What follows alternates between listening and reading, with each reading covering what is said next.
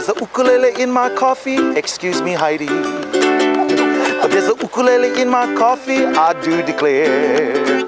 Breakfast with Bob. Welcome to Breakfast from Kona, presented by Active. Hashtag inspired to race. My name is Bob Babbitt, and our other sponsors are Timex, Rudy Project, GoPro, MPA Graphics, Lava Magazine, and Babbittville Radio. Our next guest, the two-time Ironman 70.3 world champion, Mr. Sebastian Kienle. Sebastian, how the heck are you? Since I'm here listening to music from Pancho Man and having the great ocean in the background, I'm not doing so bad. That's pretty sweet, huh? Yeah, it is definitely.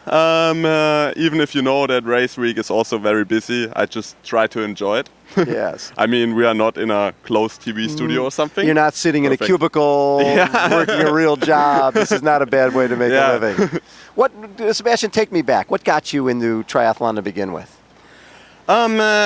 I think we have been on holidays at my grandmother. You know, it was the time before iPads and yes, yes. So we have been boring, I guess, and a little bit overactive. And so my father read something from a triathlon in the newspaper, and we just went there and have a look on it. And I was like really amazed from the people in their wetsuits with their disc wheels. Yes. And you like the equipment, all the cool stuff. Yeah, actually, it was more the equipment than the people. I bet. And then I decided I have to start this sport right now, and then I started it. And and you start with more of the Olympic distance and. Yeah, of course. I mean, you're not starting when you are 12 years old with Ironman. Right. But at my club at home where I started, it was Thomas Hellriegel and Holger Lorenz. I have been training there, and from time to time Norm was also there. So it was a pretty good place to start at. Well, and Germany has such a great legacy in triathlon, especially Ironman distance, with everybody from Norman Stadler to Thomas Hellriegel to Wolfgang Dietrich. Time to add something to this legacy this year. Exactly. So you were really exposed to the sport when you were 8 years old. You started racing when you were around 12. Won XTERRA Germany in 2005, 2006. At first, did you like the mountain bike side of it as much as the road side? 2006, I was also under 23 short course champion in Germany. I just love to add some variety to it, and XTERRA also seems to fit my strong cycling. Right. And also in the winter, I still love to go on the mountain bike or cross bike, and it was just for fun. But you know, if you do something for fun, then you are most of the times really good at it. Exactly. So in 2009, you knock off 70.3 world champion Michael Raelert and at Ironman 70.3 Wiesbaden. Was that? Do you look at that as one of your bigger wins early on in your career? Because Michael certainly was. Yeah, I think so. But it was Michael's first try on 70.3 distance, and but yeah, sure, Wiesbaden was pretty big the first time, and for sure, like one of the steps towards a real professional career. Right. When you won 70.3 Worlds in Vegas, and all of a sudden, that's a month before coming here, how did your world change? When you knock off, I mean, all the legends are there, Craig Alexander's there, everybody's there, and you win that race. Now all of a sudden you go from people sort of knowing you to being potentially someone who can win here. Yeah, sure. But I mean, it's really, it is an honor to be counted as one of the favorites, because you have to work pretty hard for it. It's not falling from heaven or something, you know. It's not because of nothing. Right. And I mean, definitely, it is an honor to be one of the favorites in this field.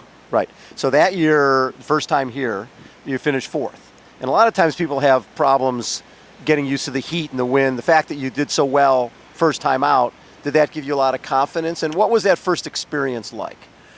I mean, especially with Vegas before Kona, I thought I'm probably more somebody who's racing good in European kind condition, probably Cooler. rain or cooler conditions. Yeah. And because I'm not like the super skinny guy, I still have some muscles, and I thought I'm gonna have problems. But in Vegas, I already showed myself that this is not the case. And also, then in Kona, it was more the other way around. I seem to don't have a big problem with the heat, and of course, it's important to have a good debut here and show yourself what you're capable of in the heat, because it's just another race. I mean, I'm doing intervals here, and those are like 10 to 50 seconds slower at the same heart rate per K than at home, and you just have to relax and accept that this is something different, you know. When you were coming down a Lee Drive to finish that first time you were here, did it feel different than other races that you'd finished before?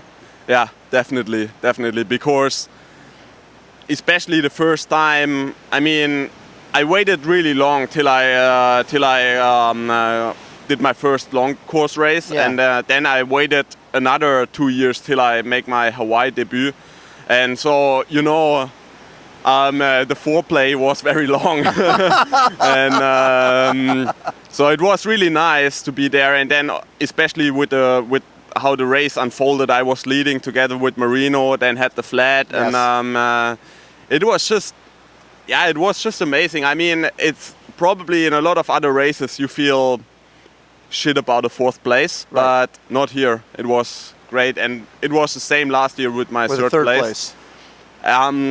I think in a lot of other races it's just about the winner, but here I don't think so much. Not for me, at least. Right. So this year, Ironman Frankfurt, right? European Championship. You hold off Jan Frodeno, gold medalist from 2008, and was that race on your birthday?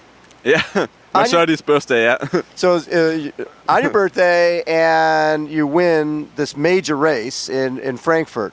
What was that? When I look at the splits from that race, I mean, 7:55, 2:49 marathon. That had to be a very special day for you, especially to win in your home country. Absolutely. I mean, Frankfurt, everybody knows it's the biggest thing for the Europeans after Kona, for sure. And also in that field, with probably 2 of my 5 picks for the win here, it was something special. And I mean, a lot of good people raced on this course, and to set a new course record there, running my first sub 250 marathon, set a new bike record. Yeah, of course it was great, and it's also important to know what you're capable of. I'm not the guy who's like over self-confident and come here and say like, yeah, I'm the greatest, of course I'm gonna win. It's more the other way around. And so you doubt yourself a little bit? Of course. I mean, I think more professional athletes are on the side that they have doubts, and I think it's not a bad thing. It just don't have to. You just don't have to let the doubts grow too much. And a race like Frankfurt definitely helped not to let the doubts grow too much. So when you have a race like that, did you sense beforehand that you were about to have a great day, or did you know that ahead of time, or not really? It's difficult.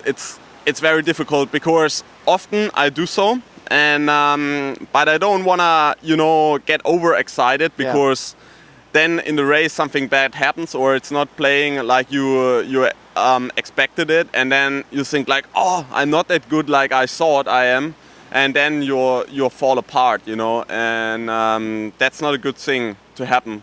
So I just try not to get overexcited, and if I feel good, I just try to keep it balanced.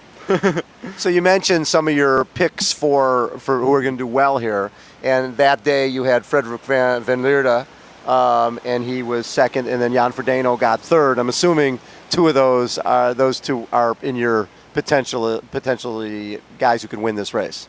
Yeah, of course. Because Frederik's defending champion. Yeah. Frederik already showed that he can win this race, and for me also it does not seem like that he is, sort of satisfied or something. Right. I think he would like to add another one. Yeah. He wasn't taking holidays for 1 year, I guess. At least he's not looking like that. And of course, Jan, I mean, he had 3 flats in Frankfurt. And that already showed that he's prepared for something like this where everything could happen. And sometimes not everything is going your way. And damn, he is a fast swimmer, fast biker, and fast runner. That's what gold medal. What you need here. So yeah. So, do you feel you're better prepared for the race this year than you were in 2012 and 2013? 2013 for sure, because 2013 I was. Yeah, I don't want to say I was bad prepared, because otherwise you're not gonna make a third place here. But I had a lot of problems in the weeks leading up to the race. I had problems with illness early in the season, then problems with my Achilles later, and then with my knee, and Sure. pretty much everything. But sometimes it's not a bad thing to be a little bit more to be 105% mentally ready and only 95% ready from your body. But yeah, I think this year is gonna be probably better than last year for my preparation. But I mean, that doesn't mean anything, because everybody is a little bit better than last year. Exactly. So you've been here for basically since Mont Tremblant. You came right over. Being here, have you ever spent that much time here before? Yeah, in the last 2 years I did the exact same thing, just from directly from Vegas here. For me, it seems to be the best thing, because I don't have to travel that much. I don't have to fly back to Europe, then to a training camp, then back to Europe, then here. So not a lot of time shifts. And I mean, you could adapt to training, and the best Kona conditions you'll find in Kona. It's very easy. And I don't have the feeling that it wears me down. And I mean, it's very calm, like 5 weeks prior to the race. It's not, not much happening here. And so beside the running, which is not the greatest place on earth for training running. There's not many trails here. No, not that much. But I mean, for 5 weeks it's great. And so I had a little bit of conversation with all the island gods and Pelé, and so make a little deal with them. Say, listen. Yeah, that they could get used to me, that I'm a nice guest on their island, and and you'd be a good champion and would represent. Yeah. What would it mean to you to win this race? It's a big question. If I say everything, then it's difficult, because there are also other things in life, Sure. But I think pretty much maybe 90% of my life is the sport, Right. It's not like a normal job where you go home and just like switch it off, It's 24/7. Everything you do is influencing your performance. So I mean, everybody knows what it means here to win, and it's a lot. Yeah. Well, and again, we talked about the legacy of German athletes. To be part of that list with Norman Stadler and a Thomas Hellriegel as champions here would be pretty special. Absolutely, yeah. Love it. Sebastian, thanks so much, man, for taking time. Thanks for having me, Bob. Always a pleasure. And so when you win on Saturday, you have to come join us on Sunday morning. I think so. I love it. I hope I could speak again then. Sebastian Kienle has been our guest. Again, this is Breakfast from Kona. My name is Bob Babbitt. We're presented by Active, #Inspired to Race. And we're sponsored by Timex, Rudy Project, GoPro, MPA Graphics, Lava Magazine, Babbittville Radio, and of course, taking us out, the one, the only, Poncho Man. There's a ukulele in my pancakes, excuse me, Bob. But there's a ukulele in my pancake, I do declare. It's Breakfast with Bob. Poncho Man! Yeehaw! Hello, everybody.